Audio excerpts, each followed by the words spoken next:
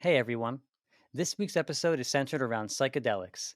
And I just want to say before we get started that this and other episodes similar to it are in no way a recommendation to ingest any substance. Psychedelics are not for everyone, and ultimately, above all, must be respected. These discussions are meant for educational purposes and harm reduction only. Thank you.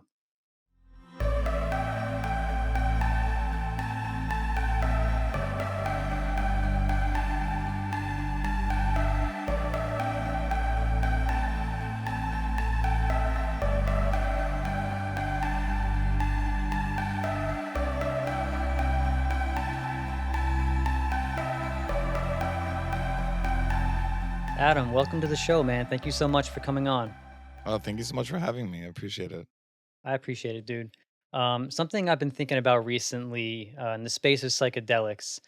It seems like there's like two sorts of approaches to the space. One being mostly from people who have like an experiential background and they sort of approach it in like a freedom of consciousness type of aspect. And the other being that of like the biotech and investment background. And one of the reasons I wanted to talk to you was because you have expertise in both. So, which of these happened first for you? Was it your experiences that intrigued you enough to start your journey of investment, or was it the other way around? So, in terms of like, so it's experience what led the way for everything, basically. So, essentially, I got into finance like before. I wasn't even into biotech or psychedelics weren't even a sector in finance at that point when I got into it originally. I just kind of fell into it out of college. But in regards to psychedelics, yeah, it was very experiential and essentially just at a young age, I want to say like probably 18, I had like my first shroom experience. Realized like I was like, whoa, this is wild. Like, I mean, there's more background info here in terms of like I was diagnosed with like severe ADD, and I was always medicated growing up. So like from kindergarten till like about 10th grade, I was on Adderall, Concerta, all every stimulant that the under the sun that they would give kids with ADD, and I don't it didn't do it didn't do right by me. I didn't like it at all. Um, and then I guess coming out of high school, I started like trying to figure myself out. Like who am I?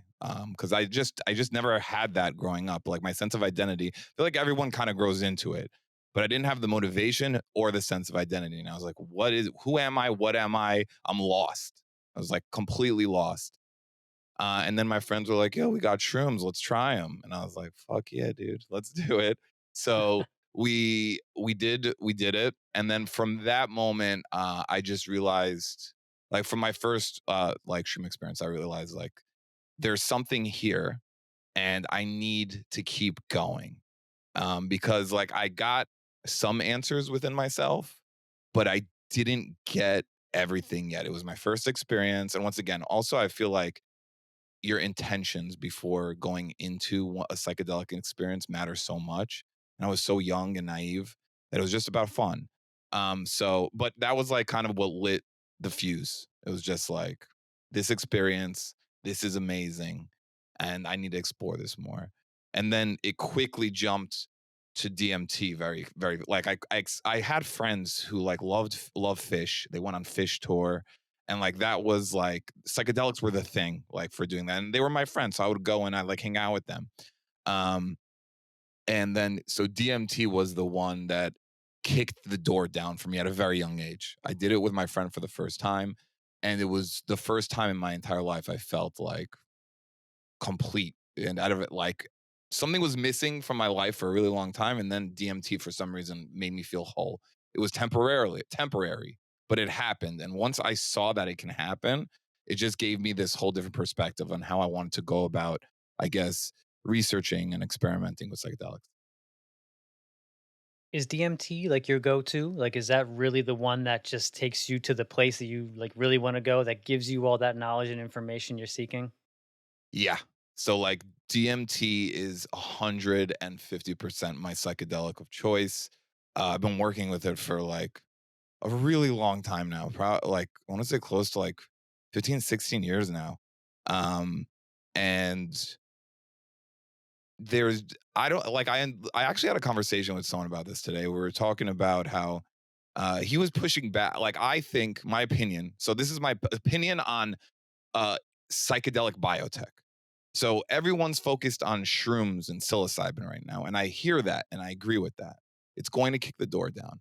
But when it comes to therapeutic benefits, my opinion is DMT has the highest ceiling for therapeutic benefits for uh, psychedelic biotech companies in terms of how you can package it. It's a 7 to 15 minute experience. It could be like 20 minutes depending on how much of a breakthrough you have, maybe even longer sometimes. Um, and it's in terms of dealing with, let's say, treatment resistant depression, generalized anxiety disorder, PTSD. It it can have like life changing effects on that with just one breakthrough session. So yes, DMT was the one, is the one. I still work with it. I love it. It it's the best in my opinion. Yeah, I owe everything to DMT to be honest. I'm so glad you said that because to me, I feel the same way. Like therapeutically, and even like someone who's just getting into psychedelics for the first time, I feel like DMT is the perfect psychedelic because, like you said, it's so short acting. I mean, I've had experiences that were 3 minutes long, and that's the perfect entryway, in my opinion. You can just give somebody a quick experience, and then they can understand sort of what this psychedelic space is about. And that brings me to like the question about biotech and these companies. Are any of them like heavily investing in research regarding DMT, or is it pretty much just all psilocybin, MDMA? That's a great question. So there is a ton of research going into DMT. And like, so once again, I had this conversation with somebody today. It was on Reddit. And the guy, I basically, it was just like I post on Shroom Stocks. Like I'll post like some things. I posted this thing about DMT, and I give my opinion on it. And I was basically like, in my opinion, DMT has the highest therapeutic ceiling. It's perfect, whatever, whatever. And the pushback was, he was like, I don't think it has therapeutic purposes. I think it's just recreational. He said more than that, but that was kind of the vibe. So immediately, obviously, I pushed back and I was like, listen, no, blah, blah, blah. Well, listen, everything is anecdotal right now. But I mean, there are also trials where they're proving like, GH Research is a publicly traded company that's focused on 5-MeO DMT. And I know they have some patents on NMDMT, but their big thing that they are focused on is just 5-MeO DMT. So for those who are unfamiliar with 5-MeO, that's the one that you get from the frog, 5 methoxy. And it's very similar to NN dimethyltryptamine. NN dimethyltryptamine is the typical DMT that we do, that street DMT that everyone's getting. It's extracted from the Mimosa hostilis bark. Like you can get it from Brazil, you can buy it online. It's extracted from there, and that's the DMT most people are doing. It's NN dimethyltryptamine. So the experiences between NN DMT and 5-MeO are similar but different. 5-MeO DMT happens to be like a much more intense experience, where in my experience, NN DMT happens to be more. It can be more playful and like funny even, and like I said, it like has a sense of humor. And obviously at higher dosages, it can be extremely, extremely intense, like breakthrough dosages, and like it can lead to ego death. It can be kind of scary for people sometimes, but also once again, ego death experiences when you let go are some of the most profound anyone's life, and they happen with every psychedelic at specific dosages. So to getting back to the question that you asked, to get back to that. So GH Research is a company pouring money into 5-MeO DMT and DMT in general. They're also one of the publicly traded psychedelic biotech companies with the most institutional backing. Um, so that's pretty significant. We have another company called Small Pharma. So they have all these patents on NMD. They're NNDMT. So focusing on NN-dimethyltryptamine, their whole goal is to have clinics that are offering NNDMT. And I love that idea because imagine. So listen, anyway, like I'm going to go back and forth between my perspectives because I have the investing perspective, which is just what I've learned over the years, and this is kind of my job of what I do. And then I have the psychonauts perspective, which is I don't need to go to a clinic. I do DMT at home all the time. It's not an issue for me. So, but for many people, they want to do DMT in like a supervised professional setting. And I get that. They want to have these clinics where they offer DMT. And I think that's so cool because imagine just popping into a clinic for your DMT session because like let's say you're having like you're in a rut or you're like let's say you have depressive symptoms coming up, anxiety, whatever it is. You go in, within like an hour, you're in and out and you're back into your day. Now, with something like psilocybin, you're if you depending on the dosage, microdosages, you can microdosing, you can I can work on a microdose, but it all depends on someone's experience. But in general, I wouldn't want to do like higher doses of shrooms and try to be functional for the rest of the day. Whereas DMT, you can. So, sorry, to get back to the question, yes, small pharma is another one of them. They're doing DMT clinics. Cybin is working on a deuterated form of DMT. So, deuteration is just a way of extending the half life of DMT. So, let's say right now it's lasting maximum 20 minutes, 15 minutes. They can probably increase that window maybe to 30, 45 minutes. I think that would be incredible. Um, I know of people who have done like consistent IVing of DMT in a professional setting, and they compare those experiences to like I can't imagine what that's like because if you've had a breakthrough DMT experience, imagine extending that further than the window that it is. That sounds like it would be tremendous. So small pharma, Cybin is working on deuterated DMT. Atai Life Sciences, one of the bigger biotech companies in the sector, they're working on. I actually just spoke about this yesterday. So with a company called Intelgenx. So Intelgenx does these you know what Listerine breast strips. Yeah. So Mhm. basically, he's one of the creators of that. He started a biotech company, and basically, they have these strips, these dissolvable strips that you can put medicine on. They skip first pass digestion, so it's kind of like an injection. Goes right to your bloodstream, and you get faster onset.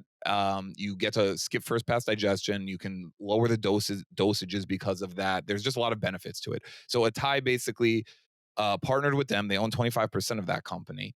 And they're like they're putting DMT on one of these strips. I love that. So why do I love that? Because right now, if you want to ingest DMT, you have to mix it with MAO inhibitors. So if you guys aren't familiar with MAO inhibitors, MAOIs, um, they're extracted naturally, usually from Syrian rue, Harmala, harmaline. And what you have, and like, like the way people are exposed to them usually, like for the newer gen of psychonauts is through ayahuasca experiences. So when someone gives you ayahuasca, you're essentially taking a mixture of two different things.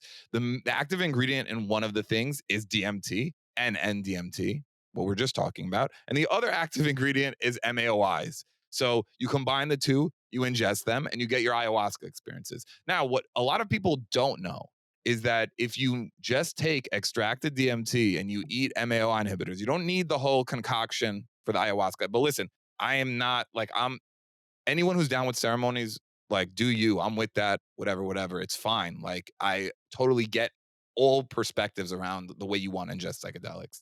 But you can also do it with NNDMT and MAOIs, and you get an ayahuasca experience. It's actually called pharmahuasca. So it's just very interesting. So to make this response shorter, there is a ton of money going into DMT. Um, even more, in my opinion, it's actually one of the psychedelic. I'm impressed with the amount of money that's going into DMT. Like very pleasantly surprised. I wasn't expecting this much awareness around DMT, and I'm stoked to see it. Yeah, it's amazing. There's a company called DMTX where they're experimenting with intravenous DMT. And what they're doing is sort of like adjusting the dosages so that they can keep you in there for as long as they want and sort of like adjust the intensity. It's just amazing. Dude, I want to do that at some point in my life. Like that is a life goal of mine to be able If I can extend it to like an hour, 45 minutes, I just want to try it. I just want to see what it is. But I love that. I love that. I haven't heard of DMTX. Are they publicly traded, or is it just a company that's out there that's doing this? It's just a company that's out there. I believe Andrew Gallimore is part of it, and Daniel McQueen, if you've heard of him. Can I reach out to them? I'm sure you can, right? That's what I'm wondering. Like, where are these trials at? Where can I get a hold of these people? Yeah, Oh my god, that would be so cool. That would be so cool. it's crazy. Um, so transitioning a little bit to the investment portion of it, and some of these companies.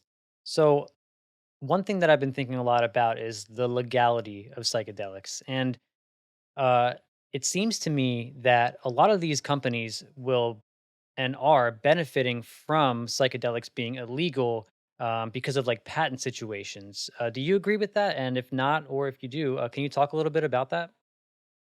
So essentially, like in regards, so they basically they won't be able to patent anything that's already out there discovered. So like LSD 25, LSD not getting patented. It's out there. It is what it is. Any of Shulgin's molecules, tryptamines, not getting patented, and that's there's like many of them. So, but what they are patenting is they're taking like I said mentioned with Cybin. The way they patented DMT is by deuterating it. So now they've deuterated the DMT, and now they have the patent for that, and they're also doing deuterated psilocybin. So they find these biotech companies are going to find all these other ways to patent things, in order to get to block. Patents are basically used to just block other people from using it. So they're going to do that, and like the legal situation around it, I get it definitely has hindered the research over time, so that I guess more stuff it wasn't discovered and readily available. But at the same time, there is so much that is. I'm a little torn on that, to be honest, because I definitely do think that we should have access to all of this easily. Like, it rubs me the wrong way knowing that there are going to be biotech companies charging whatever they're going to charge for DMT therapy, and it's probably not going to be cheap. Like we see the way big pharma is doing things in general. It's not going to be cheap. These clinics right now, if you're going to them, they're not cheap, and it sucks. But the other side of that is knowing the society we live in, and being like, at the end of the day, my belief is that people need to get access to psychedelics. And if that's going to be how it happens, then it is what it is. But I'm definitely torn on that. Like it's odd. It's a weird feeling. It's a very weird feeling. Like I want as many people in this world to try DMT as possible. I think it would change things for the better. DMT makes you feel so connected with people. And uh it's just so interesting. Also, just psychedelics in general. I'm sorry, just to speak in the form of DMT, like LSD, psilocybin, other research chemicals. Like I talk about this often on my channel too, like 4-HOMET or 4-HOMIPT. Really interesting psychedelics. They're tryptamines. Um, Tryptamines are my favorite type of psychedelic, like full stop. And basically, it's like a mixture of MDMA and shrooms. It's like if they had a baby and that baby was like a psychedelic MDMA baby. It's a really cool psychedelic to try. Highly recommend anyone try it at some point in their life. 4-HOMET or 4-HOMIPT, called Myperson. Um, and it's just interesting. If you've done MDMA, you know about like the calm down and stuff like that. You don't get any of that. There's no hangover because it's a psychedelic. It's just really interesting. And then, so like, anyway, to get back to what you're saying, it's the the biotech companies that are going to be patenting stuff now, are they definitely are benefiting from the legality of it because it's hindered the research. But now that they're doing this research, well, they are going to be discovering all these new psychedelic molecules, and it's going to definitely forward the research. But I just wonder how much it's going to cost people to get access to this. Yeah, yeah, it's crazy. What did you say that one was called that you just mentioned? That psychedelic? So the one I really like is 4HOMIPT, MyPercent, or 4HOMET. So like there's Okay. this whole underground community, not really like of research chemicals. Like it sounds weird, like research chemicals, but it's basically just psychedelics.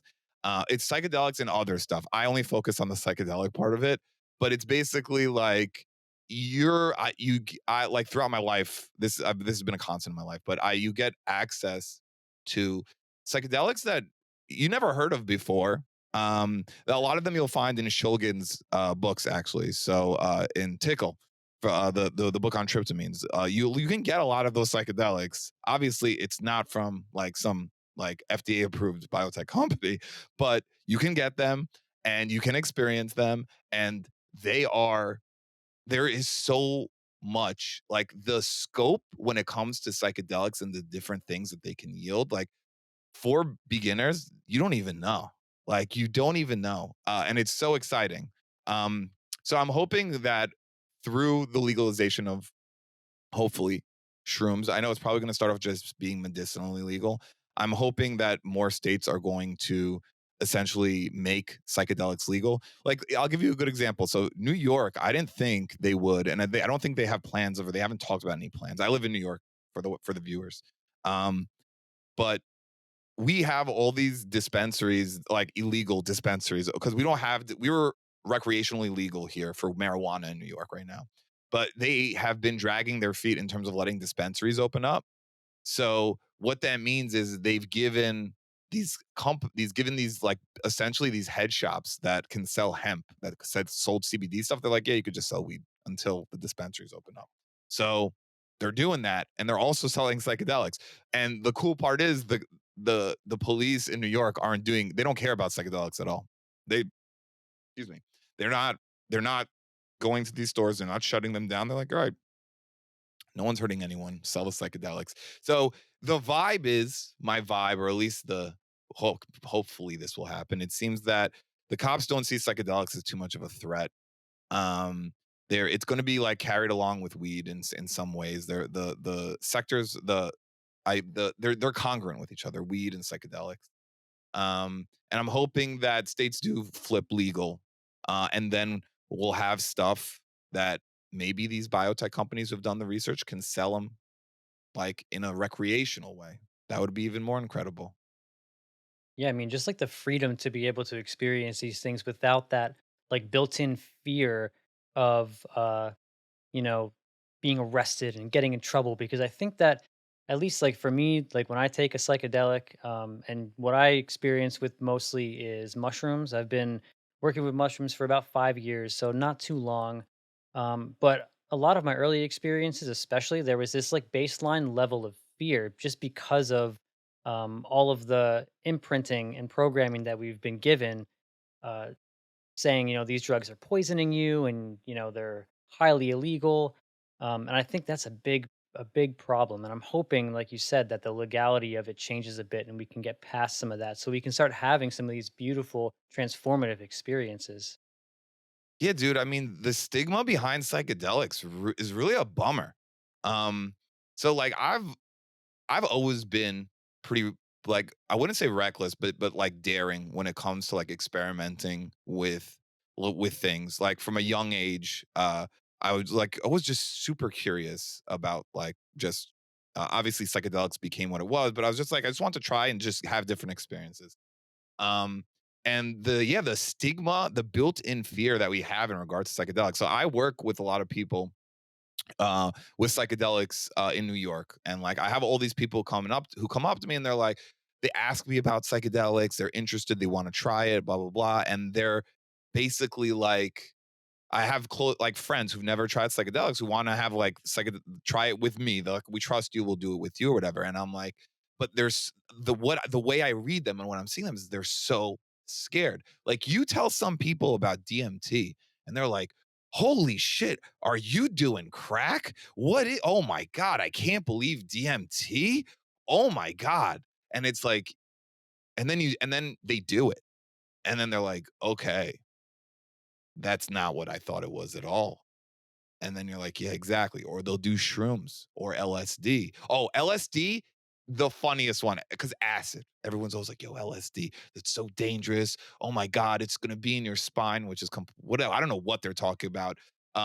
And like flashbacks of psychedelic experiences are a thing, but it's not, it's like just a memory. It's not like some weird flashback you're having of being, it's like, for example, if you're listening to music and you're on a psychedelic and you listen to that song again, you have that imprinted in you and then you'll remember the experience. It happens with emotions. It happens when you're dating a girl. It happens with everything. We're sentimental beings. We attach sentiment to memories. Um, so LSD is just the funniest one because people are just like, oh my God, LSD. And they're like, so I have people asking me all the time. They're like, I've never tried psychedelics before. What psychedelic do you recommend I start with? Every time I'm like, LSD. And like, what? Not shrooms? I was like, no, LSD. I was like, why? I'm like, honestly, because if you do w- like low dose shrooms, fine. Like if you're doing 1 gram of shrooms, that's fine. But the dosages that are usually recommended for newcomers, which are totally off in my opinion, are usually an eighth. They'll be like, do an eighth by yourself. I don't. I think that's too much for a first timer. But 1 tab of LSD is just the headspace is lighter. It's not as it can be introspective, but it's not as introspective as shrooms. Shrooms can get you really emotional too. And shrooms can be slightly unpredictable sometimes, at least in my experiences. Um, they can be it's like there's like this wild card aspect to shrooms and like it's funny though. So like I could actually build on what I'm saying right now. The wild card aspect to shrooms. I always attributed that to the fact that they're grown in the wild. And like there are these variables that might not be accounted for when it comes from like just batch to batch to batch, like wherever you're getting it, wherever it's growing, whatnot.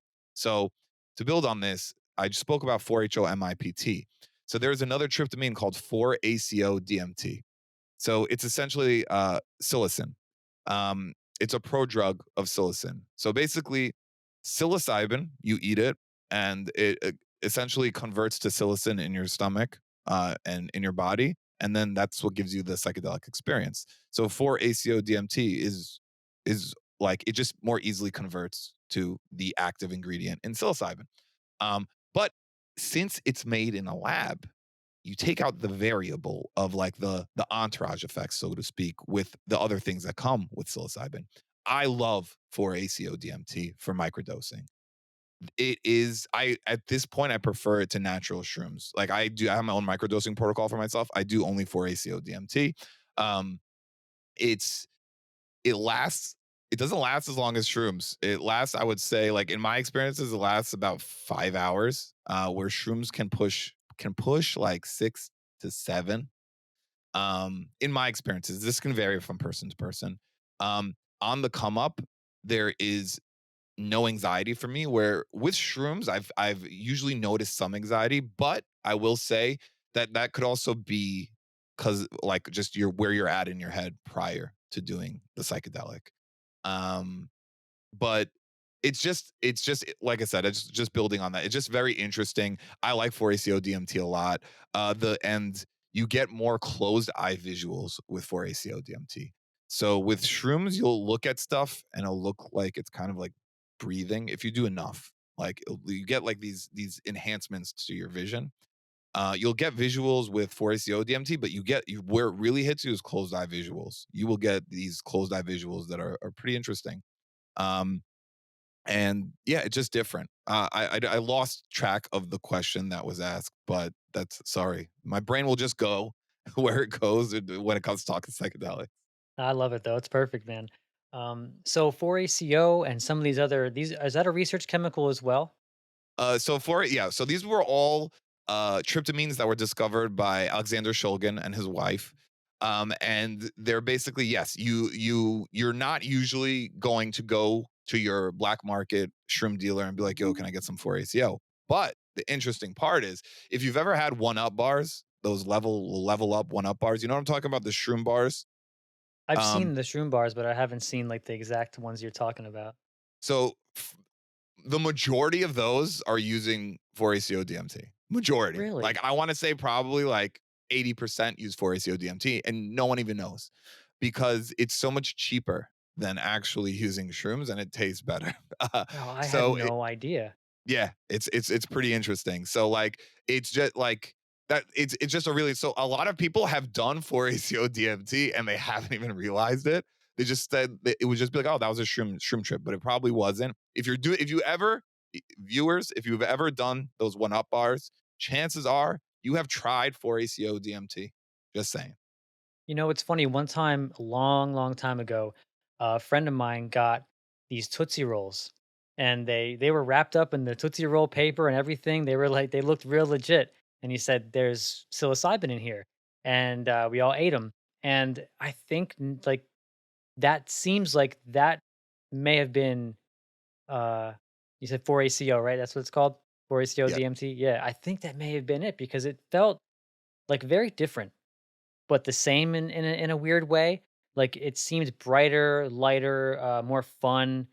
Is that does that sound some like, kind of what it's like? Maybe a little bit of a lighter experience as opposed to, like, how you were talking about earlier, how mushrooms can get very introspective and emotional? So I will say this, I will say yes, and I will also say no to that. So let me elaborate. Basically, it's everything is obviously dose dependent. Everything psychedelics is dose. Everything with drugs in life is dose dependent. So with psychedelics especially. So in regards to 4-ACO, yes, I agree with you. It's much with shrooms. Once again, there are variables that are not accounted for. You can eat a couple caps of shrooms and they could be very potent and you don't even realize it. You don't know. With 4-ACO DMT, you know exactly how much you're getting because it's all in a powder, it's all what it is, and you can measure it out. Now, in terms of like, so I would say like a 30 milligram, so it's just 30 milligram of 4-ACO DMT powder is the equivalent of about an eighth of psilocybin mushrooms.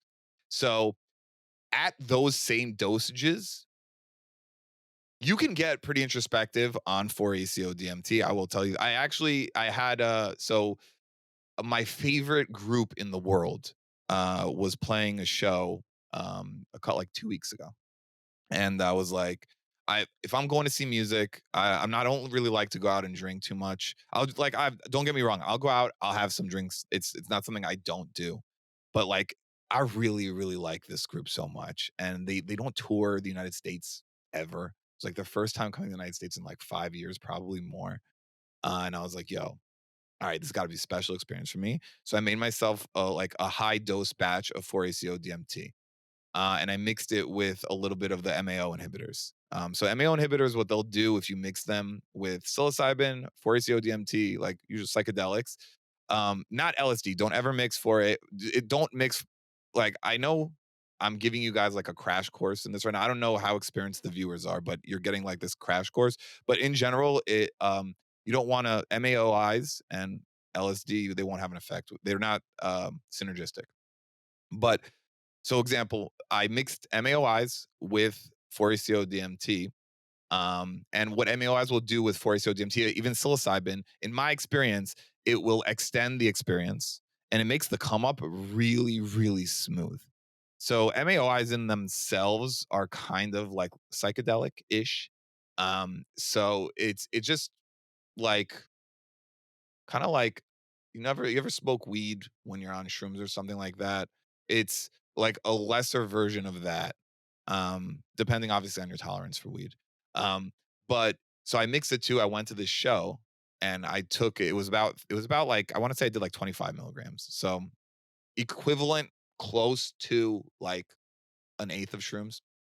And the band is playing and it's amazing.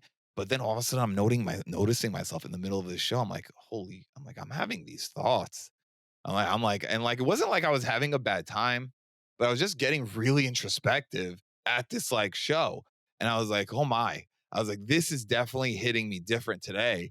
And I attribute it to the higher dosages. So like to make a long story short, yes. Uh you typically for ACO DMT will be lighter and will be the headspace will be slightly different than psilocybin, but at higher doses, you can it could definitely get you introspective, philosophical, definitely philosophical, and uh, sentimental, emotional. Yeah, yeah. With something like 4-ACO and a lot of these research chemicals, are there issues generally with nausea? Because, like, for me personally, whenever I eat mushrooms, I mean, it's funny how this happened because when I used to eat mushrooms, like when I first started, I never got sick. I was like, yeah, these things taste great. They're fine. I love them. Now, when I look at them, I feel nauseous. So I feel like a lot of it is in my head. But like, what do you tell people who throw up? Because I puke literally every single time I eat mushrooms. Like 35 minutes, 40 minutes in, I'm throwing up. Dude, I'm so happy you asked that. So happy you said that. Anyway, for ACO DMT, no nausea at all. Full Oh, stop. No, awesome. that's actually one of the reasons why I never really got that nauseous from shrooms, but I also really was not like I would try everything to mask the taste of shrooms. Shrooms really don't taste good at all. Um, but 4-ACO DMT just has a little bit of a sourness to it. That's it. And you could literally put it in water and drink it, and like, or you could just put the powder in your mouth. It's or you put it in a capsule and you take the capsule. That's usually what I do. I put them in capsules myself and I take the capsule. And once again, you don't need much. If you're doing like an eighth of shrooms in capsules, you're taking a lot of capsules. So no nausea at all, at all. And yeah, one of the biggest benefits for ACO DMT, once again, in my experience and for my own microdosing protocols, so that's what I use for myself. Um, I love 4-ACO DMT for that. It takes a lot of it. I'll tell you this though. So there are these weird associations our brain does make because I like LSD. I've done a lot of LSD in my life. Um, I love LSD. It's such a it's actually the most potent psychedelic microgram for microgram. So it is more potent than DMT, which you wouldn't think so based on the experiences. But when you're doing, but if you did the equivalent of dosages between, let's say, DMT and LSD will blow DMT out of the water. Um, but LSD is very potent. Anyway, we used to take tabs, obviously, and I used to take them easily, just put them in my mouth, I'd chew them, and then I just end up swallowing it. And then at some point, I got this weird gag reflex, and like I couldn't, like I would take the tabs, and then every time after I took the tabs, I'd just be like gagging, like random, like like what is happening? And it happened at like I think my mind just like got a hold of it. I was like, dude, what are you doing? Stop eating like the paper. No. And then now if I look at an LSD tab, I will literally just I feel it in my throat and and it just I don't like it. Yeah, that's what I mean by like I think part of it is in your head. And for me, it's like the entire come up for me when I take mushrooms is full of anxiety and I'm just dying on the inside. And then after I throw up, it completely changes. It's like I'm purging out all that negativity. And then right after I'm like actually during the barf, I'm like loving it. It feels good to get it out. And then after that, everything's fine. And it's like smooth sailing from there usually. So it would be really interesting to see how you would do on 4-ACO DMT. I would really be interested in like because I don't think you would puke. And I don't know in terms of I don't know if you're gonna have if you would have anxiety on the come up. Like I said, that can vary from person to person. But I have yet I don't like so like yeah, like when you do psychedelics, you feel them building up inside you as it's coming up. They call it the come up for a reason. It's you're coming up. And I'll feel it in my chest. Like sometimes you feel it in your chest. And with 4-ACO DMT, I'll start to feel it and I'll get a little silly, but I don't feel the anxiety. So like here's where I'll push back on what I'm saying even. I don't know if it's because my experience with psychedelics has gotten to the point where I just like there's no fear anymore. So I just don't get anxiety. I haven't done actual shrooms, psilocybin shrooms in a while. So I will actually test that out for you and let you know what the come up is like for me. And how it hits me. All I've been doing is for ACO DMT for a really long time now, for over 5 years now. So, but it would be interesting to find that out. And I always just try. I always experiment on myself with like I love finding this stuff out. It's really intriguing to me. Um, and it would just be interesting to see how what happens. But I would say for you, I would say yeah, if you can try 4-ACO DMT, that would be that would be interesting to see if you don't end up vomiting and if it's just a much easier come up. I would also say you could try mixing the psilocybin. No, actually, I wouldn't do that. I think because MAOIs can cause nausea also. But yeah, 4-ACO DMT. Yeah, for sure. I would love to try that. So have you ever experimented with 2CB? Because a lot of times I've heard people describe that as if you mix mushrooms and MDMA, the same way you described that the previous one you were talking about. I can't remember the name for the life of me. My percent, just my percent, or Mhm. 4-HOMIPT. So, uh, 2CB and 2CI, both of those. 2CB is probably, in my opinion, the best recreational psychedelic out there. Full stop. It's like you can't, but it's impossible to get. I cannot. I've had it only a couple times. It was incredible. It was incredible. But it's just not can't get it. So I try not even to think about it. But yes, I've tried it. I've also done 2CI. 2CI is also really interesting. 2CI is just very like very happy. Both of them are very happy. 2CI even more so. Um two I don't in my opinion, 2CB is like the full package. You get everything.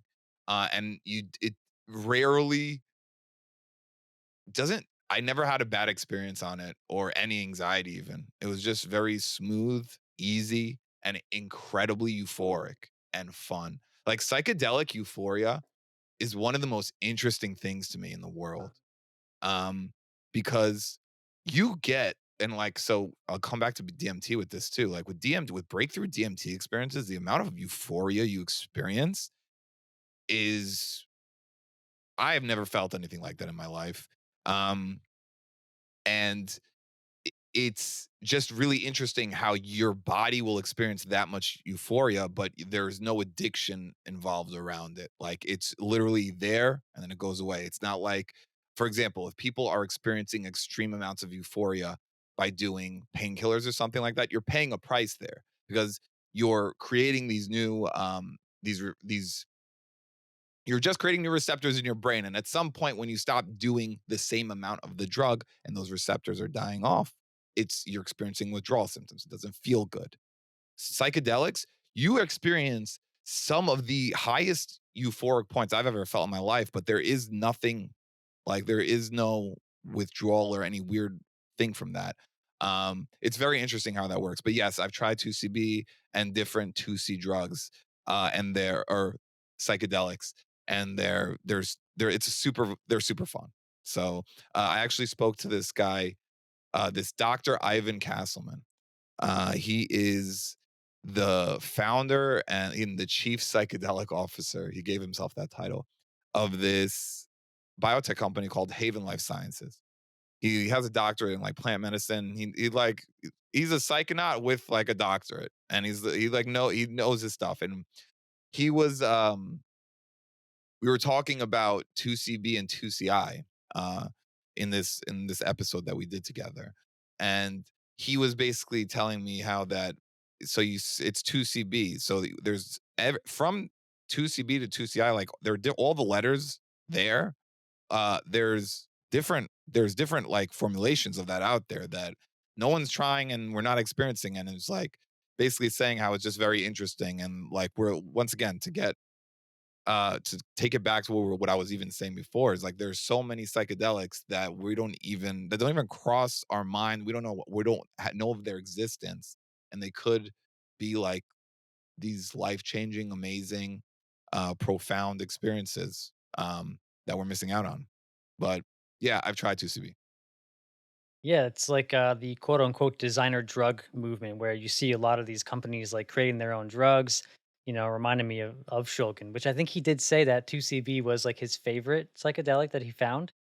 Yeah, he held 2CB in high regard. I probably That probably made an impression on me when I heard that, and most likely and probably also framed what like the experience around 2CB for me. So there could have been my own bias going into it too, because I Shulgin to me is there's there's nothing above him in terms of psychedelics, and um and I really like I respect his research so much, and like I really I'm like sentimental about him. Um so with that said though, he's not wrong. It's an incredible psychedelic. And like at some point I think that I'm hoping that it does come back in some way, whether we can get on the black market. That's what I'm hoping. What happened is it was scheduled. So like stuff like 4-ACO DMT and 4-HO MIPT, 4-HO MET, all these things are not scheduled yet. So they're not legal, but they're not illegal. So you can get them. 2CB was scheduled. So that's why you can't get it anymore. You can't. There are these companies, these underground companies, these labs where you're getting these research chemicals. They're not making them anymore because they can actually get in trouble. Whereas they can do 4-ACO DMT because it's not legal and it's not illegal. It's fine. It's in that gray area. So I'm hoping like Joe Biden mentioned that they were going to they're looking into rescheduling marijuana, and and people are saying that they're going to start taking a look at all the other um things within that schedule. They're going to look at psychedelics, and I'm hoping I don't I don't think they will, but I'm hoping that they deschedule a lot of these tryptamines and give us maybe not legal access, but maybe that like backdoor access to them again. Yeah, I mean, I don't have much faith in our government to do anything that really benefits us as a people if it's not like putting money in their pockets. Um, but I mean, I guess it is going to put money in their pockets because, of the investment opportunities that are happening in this space too. So, what about the psychedelic space is so intriguing? And what about the actual psychedelic sector of investing is so intriguing? So specifically for me is that I know it works. Like I know for a fact that psychedelics work for anxiety, for depression, for PTSD. I've suffered from all of those. Um uh and psychedelics were the only thing to help me. I tried antidepressants. Clonopin was a staple in my life for a while. Um Xanax, staple in my life for a while. Nothing worked like psychedelics permanently. Like psychedelics worked, full stop. There was no, and like I obviously I still do psychedelics and I still work with psychedelics, but I do it because I enjoy it now at this point. I don't feel like I'm doing it because I'm controlling like mental health things anymore even. It's just I love psychedelics and I'm going to keep doing them. I love the insight. I love the perspective shifts, like the amount of perspective that you get from psychedelics. So, sorry, I want to answer your question before I start rambling. Basically, in regards to why psychedelics, they work. So, at the end of the day, you have Prozac, you have all these other antidepressants. What is that like bupropion or whatever? I can't pronounce. I don't pronounce things correctly all the time. I also have a New York accent and some other weird accent in there from like a different language. But in general, um, antidepressants, in my opinion, might work for some people. But at the end of the day, the way big pharma has things structured is that they want you coming back for these pills all the time. So nothing is actually curing anything. And you know what? Some people, maybe they cannot be cured of their depression or their anxiety or their PTSD. I believe that you could get close to it, if not cure it. But the reality is antidepressants, they if you're doing a lot of work with maybe a therapist who's an amazing therapist while antidepressants, maybe they can give you this they can most likely maybe give you the space to make changes in your life that are sustainable. I don't want to knock them too much because they're there for a reason. But the reality is when you stop taking anything for anxiety, like Klonopin, Xanax, or even gabapentin. Gabapentin is prescribed like crazy now because everyone's saying gabapentin, it's for anxiety. but it has a higher safety profile. You don't get addicted and it doesn't have withdrawals, which couldn't be further from the truth.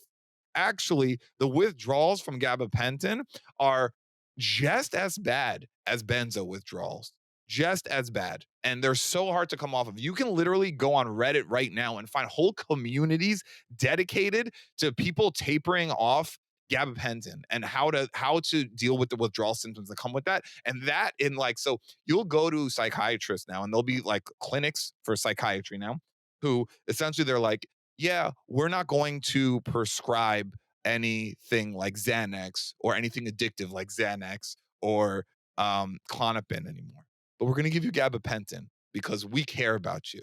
And it's like, what the hell are you guys doing? I was like, this is the biggest, can I curse on here? Is that Absolutely, man. Yeah. it's the biggest bullshit I've ever heard in my entire life. And like I said, I know from experience. I've taken all of this stuff. I've dealt with the withdrawals of coming off of this stuff. It is not fun at all. It sucks. So anyway, big pharma wants you to keep coming back for more. So the way everything is structured is you take your one pill a day, you get your prescription refilled every month. It is what it is. Some people can make it out of that, but at the end of the day, what happens when you stop taking an antidepressant or anti-anxiety medication? Get withdrawals and they suck. And then what does that do? Oh, okay, maybe I have to taper off or maybe I can't stop yet. Like with psychedelics, you stop them and you're fine. There are nothing there. Once you stop, you're completely okay. You're amazing. You're fine. No withdrawals, no nothing. So it's like, and in my experience, if you do psychedelics in conjunction with therapy, you can make strides that you're not making while doing antidepressants in therapy. Granted that there can be strides made there, but psychedelics in conjunction with therapy, like I've had people who I work with who were literally in depressive ruts for like 3 years, and within 2 psychedelic therapy sessions, completely different people. And then they're like, "Wow," and it's lasting. So they're like, when if you've ever been in a depressive episode, um, or if you had like chronic depression in your life, there's always this fear of it coming back if you're feeling better. It's always just like, "Okay, I feel fine now." Is it gonna come back? I'm scared. He's scared. It's scary because it's so debilitating. Um, and in my experience with psychedelics is like you will kick the depression and anxiety at some point when you kick it. And you'll have the fear of it coming back. And then after like a couple months, like, oh, it didn't come back yet. What's going on here? And then, but that's also why I also like to do microdosing protocols with it too, because microdosing kind of just like gives you that reminder, the reassurance. But like, I haven't microdosed I haven't microdosed in probably like 3 or 4 months now. I still do DMT though. So I do DMT probably once every 2 to 3 weeks. I'll do DMT. I'll just have my own little session, and it kind of like I don't know if I'm even doing it for mental health. Obviously, I'm not doing it for mental health. I'm fine in regards to like where I'm at. There's no depression or anxiety there. Well, anxiety, I think, is just something we're all going to deal with in general on day to day basis. I don't think anyone's free of anxiety, but like it's rational anxiety now. It's not like just anxiety.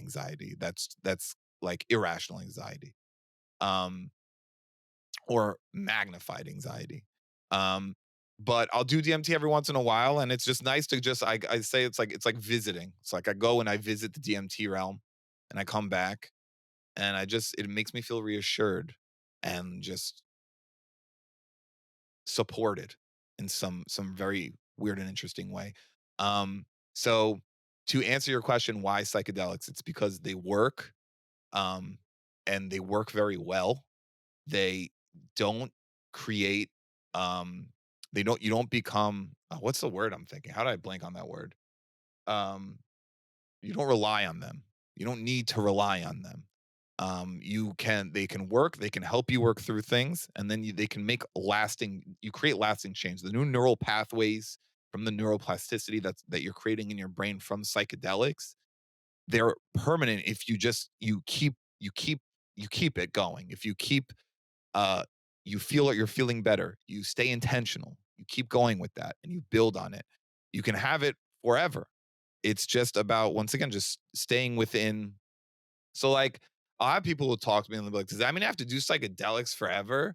And I'm like, no, it doesn't, but it doesn't hurt to keep doing them every once in a while, to get that reminder of, once again, to reignite those neural pathways, and to just really to remind you of the new healthy way of existence that you've created for yourself through the psychedelics, if you're using them for mental health reasons and whatnot. Yeah, man, I can 100% agree with you. They straight up they do work. In my own life, they've transformed everything that I ever thought was real. I've seen in friends and family complete transformations as well, in really just one or two experiences. Like you don't need to do it all the time. Personally, I agree with you. I like to revisit frequently, just or I'd say consistently, just to remind myself again of that connection that I have, whatever it may be, the spiritual connection or, whatever lessons you get from it. So I do agree. I think it is a good idea to maintain that connection and keep it going. Yeah, man. I mean, like I mentioned it before. I like this philosophy in my life in general. So I spoke about perspective. Perspective is everything. And what psychedelics will do is they'll like just literally let you zoom out for the amount of time that you're in the psychedelic experience, and it lets you zoom out a little bit, and you just get this perspective shift, and it can make you you just have these like epiphanies, these moments of clarity where you're just like, whoa, okay, so it doesn't have to be like this anymore. This is amazing, or whatever. I'm oversimplifying my explanation, but like the perspective, in my opinion, is so much of how we go through life. It's our perspective. I'm stuck in this perspective. I'm in this depressive rut and I can't get out of this depressed perspective. And you see how you're framing things in your brain. You see it. Everything is going to be framed in a sort of negative skew, and you're almost like manifesting these different things in your life. And it's just the depressive rut is just, it's becoming the cycle, and then it feeds into itself, and it's this whole feedback loop. And then you do psychedelics and you get this zoom out moment, and it cuts that feedback loop off. And it's basically like, here, let's try this. And that perspective is so important. So, in regards to like, as humans, I believe that we're growing every day and every minute. You're sitting there every day, you have that dialogue in your brain, and you're talking to yourself, you're figuring things out, you're gaining wisdom, experience in life every minute of every day. So, psychedelics just make that happen faster for me, and they give you that different perspective where, once again, the things that you are learning on a day-to-day basis are, number one, they become more profound and different. And yeah, it's just, once again, it's very easy to maintain the same thought process or the same perspective in your day-to-day if you're just who you are every day all the time. But when you add psychedelics to the equation, it it forces you to think differently. And when you're forced to think differently and all of a sudden have all these different perspectives, it makes you so much more powerful in regards to helping yourself, into growing, into optimizing yourself. Like, it doesn't have to be just for mental health. I know people who coming into it, they just want to be better. It's like, I just want to be better. I want to optimize. They'll say, I want to optimize. Like, okay, you want to optimize? And they're using psychedelics to just keep being like the best version of the self they can be, to keep growing, to keep that. And it works, and it's great. And like, once again, so like the scope of psychedelics in general is wild to me. And it's Yeah. applicable for so many different people, for everyone, in my opinion. Yeah, it's beautiful, man. And so psychedelics obviously inspired you to start to look into investing and all of that. Did these experiences take you anywhere else, whether it be philosophically, spiritually, where have you been like researching anything or getting into any other things that were inspired by your experiences? So in terms of like psychedelics inspired the investing in psychedelics, if I've gone anywhere because of psychedelics. So I essentially so I went to school for psychology. I had a bachelor's of psychology and I got a master's in behavioral science, and like that's what I wanted to do. Um and then out of college, money was on the mind, and I had an interest in finance. I was like ADD, kids with ADD, and we have it in us like addictive personalities, and like I never was into gambling, but stocks was like it ignited something. And I found it very interesting, and I got obsessed with it.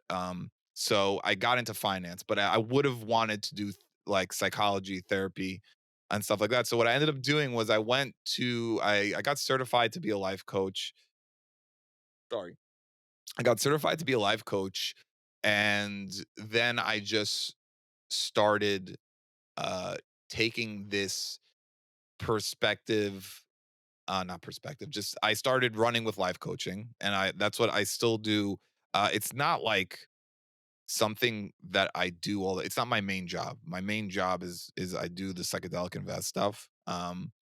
But I coach people, like coaching, I'm therapy, and I also and like I don't ever push anyone to do psychedelics or anything like that. But in terms of what psychedelics did for me, is it influenced the way I worked with people too. So all of a sudden, I was able to just it made me better at supporting people. Um, and also listen, like I feel like the stigma of psychedelics is like influencing me, my reluctance to say this. But in general, like I will encourage people who I am working with who I know for a fact can handle it. Obviously, there is like psychedelics are not for everyone. I just want to say that. So it's like if there are some people with mental health disorders where psychedelics can throw them into manic episodes or hypomania and stuff like that. You do not want to do psychedelics. You do not want to recommend psychedelics to those people. That is not okay. So, with that said, um, I'll assess obviously the people I'm working with. I know them, and I've assessed their mental state like ad nauseum. I recommend psychedelics to them, and I will do psychedelic assisted coaching or therapy sessions. I'm not formally trained by any program. Actually, all the programs that are available right now are a huge. They're it's disgusting how much they're charging. It's like you want people to be psychedelic therapists, but you're gonna charge them like 40 G's, 40 grand to go and take these classes. Like it's like, I don't know, it's just wild to me. And at the same time, with the amount of years under my belt in regards to psychedelics, like 16 years, 15, 16 years is a very long time. Like I I I think I have enough of a grasp um in terms of the amount of research I put behind it too. It's thousands and thousands of hours at this point. And my experiential learning. That like I can support people with psychedelics as well. And I do psychedelic assisted coaching sessions, and they are really really awesome. And like some of the story I told you about a person who I knew who was like in like a she was like a 2 or 3 year depressive rut. Within two psychedelic coaching sessions, she completely kicked it. She hasn't experienced any depression. She will have sessions and she won't be on psychedelics. We've only done uh 2 sessions on psychedelics out of let's say um 40 sessions total. Um and she'll be like, I'm afraid it's gonna come back, but it still hasn't. And I'm like, yeah. And then whatever, it still hasn't come back and it's not coming back. And it's been a while now at this point, and she's thriving. She's thriving. And like it's really nice when you get texts from people and it's like, I didn't think I was ever gonna come out of this. And all of a sudden, it's like life is so much better. And it's like that's like so like that's the coolest stuff ever in terms of like when you see the impact. I know what it did for me. You know what it did for you. We have that experience. But then when you can introduce someone else to that and you can see it change their life too, it's such an awesome feeling. Um, and it's also I love confirmation bias. Love it. So it just helps me in terms of being like, yeah, this is real. Because sometimes I'm like, not I'll never not I'll never question reality, obviously, but I'm like, what is like this is like I was severely depressed for a very long time. My whole time I was working in finance, just not a happy person. Um, and every day I wake up and depression isn't even on my mind anymore. Like I don't experience it the way I used to in any capacity. In any capacity. I used to wake up scared. How am I going to be? How's it going to be? How's today going to be? Oh man. And it's just completely different. So the way psychedelics have shaped things up for me outside of investing has also been through like the coaching and like kind of being more courageous into. And I know people, some people will be like that they'll say that's irresponsible, because I am not a medical professional. But I'm gonna push back on that and say that I think that I have more than enough experience. I have probably more experience with psychedelics than most of the medical professionals out there right now. Um, and I've seen some of the classes that they're teaching for these psychedelic therapy classes, and like they're it's really nothing significant.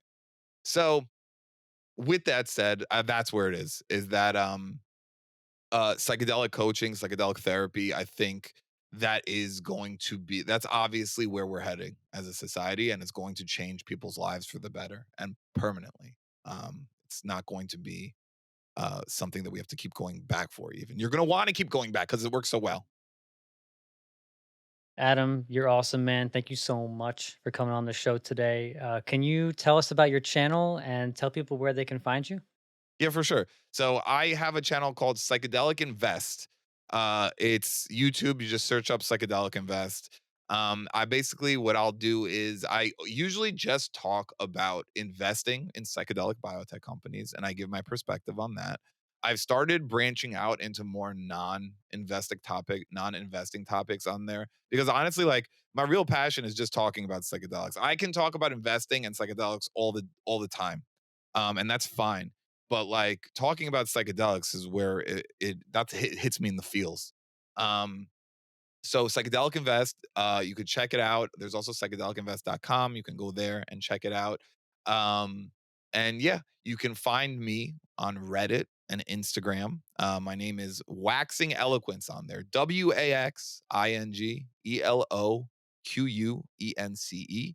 Hit me up if you want to talk about psychedelics. If you want to talk about investing. If you want to come on the YouTube channel and just talk about psychedelic investing or psychedelics as well, I'm always open to it. And yeah, that's basically what it is. And yeah, that's how to reach me. And that's the YouTube channel. Thank you so much.